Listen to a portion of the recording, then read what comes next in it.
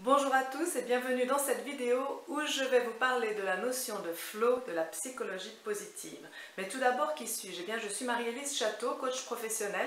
Dans ma vie d'avant, j'étais 15 ans manager à l'international pour l'industrie chimique et je savais que c'était quelque chose d'autre que je devais faire, plus tourné vers l'humain. Et aujourd'hui, eh bien, je redonne confiance aux personnes qui sont un petit peu bousculées dans leur poste parce qu'elles sont dites trop sensibles.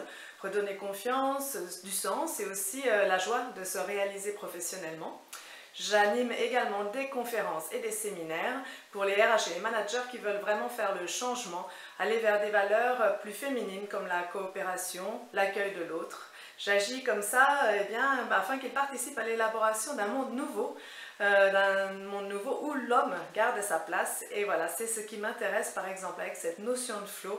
Eh bien, on apprend à mieux se connaître. Alors, qu'est-ce que c'est? Peut-être que vous la connaissez déjà. Eh bien, avec cette vidéo, je vais vous donner une des clés du bonheur. Effectivement, parce que quand on atteint cet état de flow, nous sécrétons tout simplement de la sérotonine qui est l'hormone du bonheur. Donc, c'est vraiment une clé du bonheur.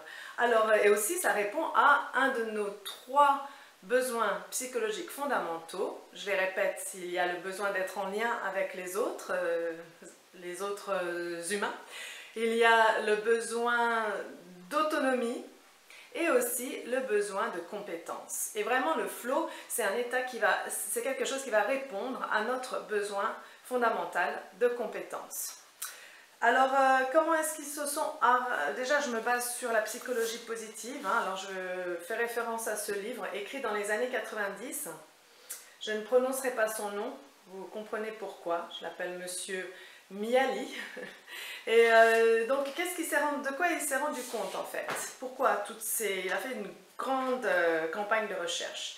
Eh bien, il s'est rendu compte que, si on prend ici, en axe des abscisses, les années de 1956 à 1998, on se rend compte que le revenu moyen annuel des Américains a bien augmenté. Alors ça va aussi par exemple avec une superficie des maisons qui a doublé.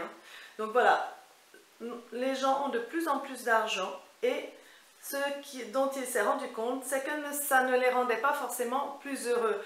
Le nombre de personnes qui se disent très heureuses, very happy, reste constant à un tiers, une personne sur 3.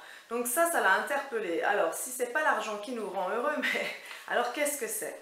Donc ce qu'ils ont fait, c'est une campagne vraiment au niveau mondial, une investigation dans tous les pays, hommes, femmes, niveaux sociaux confondus, vraiment tout, tester tout le monde.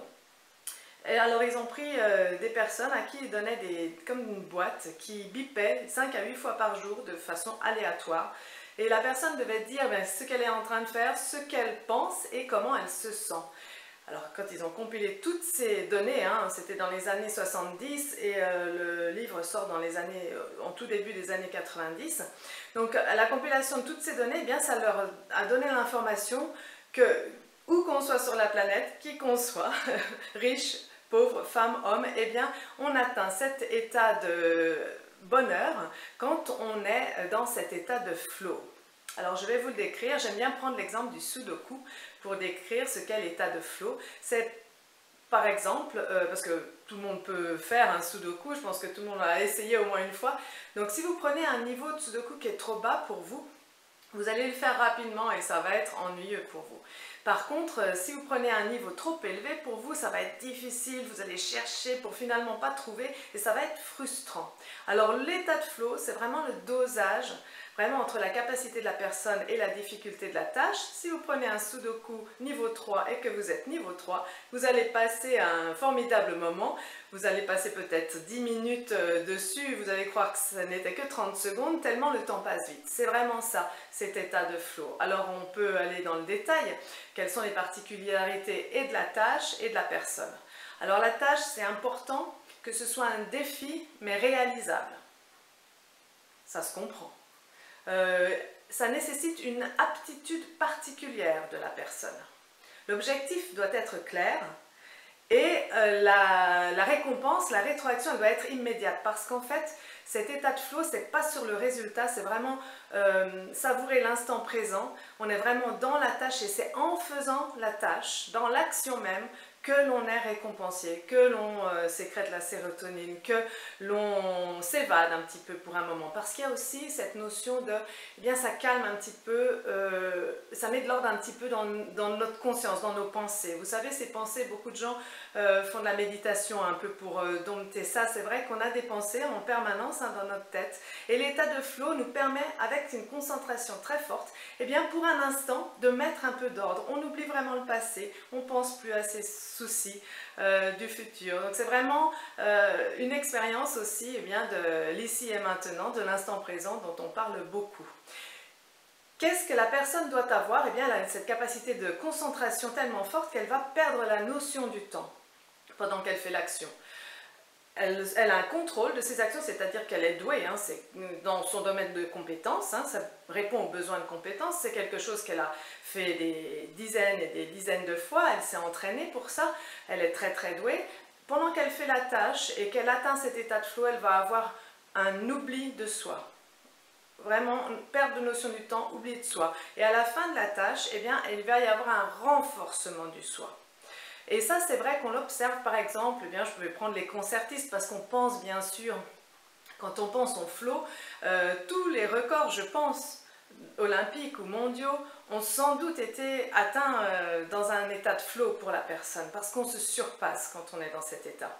Et je prends l'exemple aussi des concertistes, eh bien un concertiste, tout le temps qu'il joue, il va oublier où il perd la notion du temps, il s'oublie. Et quand il rouvre les yeux à la fin du concert, quand il y a les applaudissements, eh bien c'est ce renforcement du soi qui est très fort.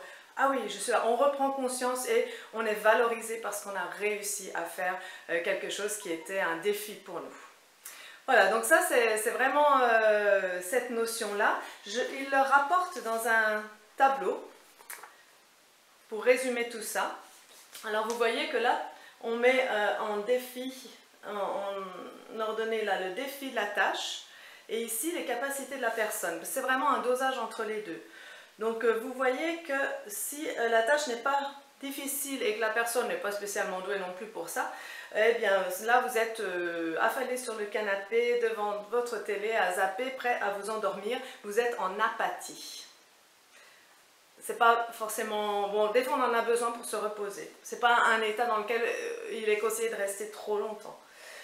Quand la personne n'a pas les capacités pour une tâche qui est au-dessus de ses capacités, là on va être dans un état d'anxiété, d'angoisse. On n'aime pas trop cet état-là non plus. Au contraire, quand la personne a des grandes capacités et que la tâche n'est pas assez difficile pour elle, est trop facile, eh bien la personne tombe dans l'ennui. Comprenez que ennui, angoisse, apathie sont des choses qui ne sont pas qui font pas forcément du bien, donc on va chercher un autre état, cet état intermédiaire où la capacité de la personne est grande et également la difficulté de la tâche est également élevée et du coup la personne peut vraiment atteindre cet état de flow qui lui permet donc de sécréter de la sérotonine. C'est vraiment un moment d'extase, un pur bonheur. Voilà, donc on peut atteindre cet état de flow bien sûr dans le travail, dans les loisirs, la famille peut également, ça c'est ce que je veux discuter avec vous dans d'autres vidéos. J'espère que vous avez bien compris cette notion et son importance pour l'être humain pour qu'il se sente bien, parce qu'on va être en recherche en fait constante de ça, pas constante, ce n'est pas quelque chose que l'on peut sans cesse... c'est quand même une énergie psychique aussi qui est prise, donc c'est pas quelque chose, on n'est pas sans cesse en état de flow, mais c'est quelque chose que régulièrement les gens vont rechercher, et des gens plus que d'autres aussi. Donc voilà, c'est vraiment une notion importante pour l'être humain. Je vous remercie de m'avoir écouté jusque-là. Aux prochaines vidéos.